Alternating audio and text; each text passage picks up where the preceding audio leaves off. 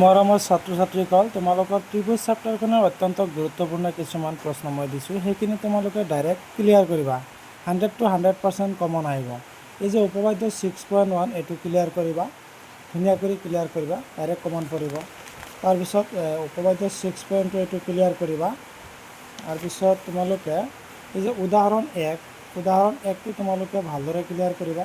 এইটো উদাহৰণ 2 এইটো ভালদৰে ক্লিয়াৰ কৰিবা। তাৰপিছত তোমালোকে উদাহৰণ 3টো এইটো ভালদৰে ক্লিয়াৰ কৰিবা। তোমালোকৰ 100% আহিব পৰীক্ষাত। তাৰপিছত তোমালোকে এই 9 নম্বৰ প্ৰশ্নটো তোমালোকে ভালদৰে চাবা, আৰু এইফালে 10 নম্বৰ প্ৰশ্নটো তোমালোকে ভালদৰে চাবা। খুব ইম্পৰ্টেঞ্চ প্ৰশ্ন আছে। আৰু এইফালে আছে তোমালোকৰ এই যে উপবাদ্য 6.3 এইটো তোমালোকে ভালদৰে চাবা। তাৰপিছত উপবাদ্য 6.4 এইটো ভালদৰে চাবা তোমালোকে, খুব গুৰুত্বপূৰ্ণ। এতিয়া 6.5 এইটো 2024 আহিছিলে। তাৰমানে উপবাদ্য এই 5টাৰ ভিতৰৰ পৰা যিকোনো এটা উপবাদ্য 100% আহিব, তোমালোকৰ কোনো টেনশ্যনেই কৰাৰ দৰকাৰ নাই। তাৰপিছত এই উদাহৰণ 4 এইটো চাবা, ইম্পৰ্টেঞ্চ আছে।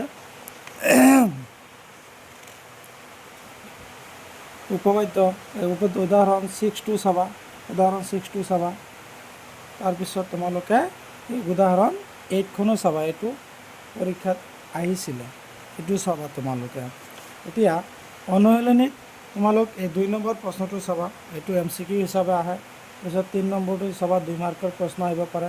4 নম্বৰটো আহিলে 2 মাৰ্কৰ প্ৰশ্ন আহিব। 5 নম্বৰটো আহিলে 2 মাৰ্কৰ প্ৰশ্ন আহিব। আৰু 6 নম্বৰটো চাবা তোমালোকে, এইটো আহিলেও 2 মাৰ্কৰ প্ৰশ্ন হ'ব পাৰে। আৰু এই 8 নম্বৰ প্ৰশ্নটো তোমালোকৰ কমন আছে। এইফালে তোমালোকে এই 11 নম্বৰ প্ৰশ্নটো চাবা, 12 নম্বৰ প্ৰশ্নটো চাবা, 13টো আহিছিলে পৰীক্ষাত কেইবাবাৰ। তাৰপিছত 15 নম্বৰ প্ৰশ্নটো পৰীক্ষাত আহিছিলে, 16 নম্বৰটো চাবা। এইখিনি প্ৰশ্ন তোমালোকৰ কাৰণে অত্যন্ত ইম্পৰ্টেঞ্চ। এইখিনিৰ ভিতৰত 100% কমন পৰিব তোমালোকৰ।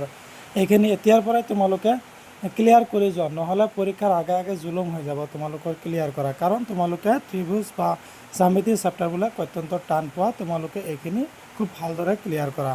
100% কমন পৰিব, ইয়াত কোনো সন্দেহেই নাই। ধন্যবাদ। আৰু তোমালোকে মোৰ চেনেলটো যিমান পাৰা ছাবস্ক্ৰাইব কৰি দিবা।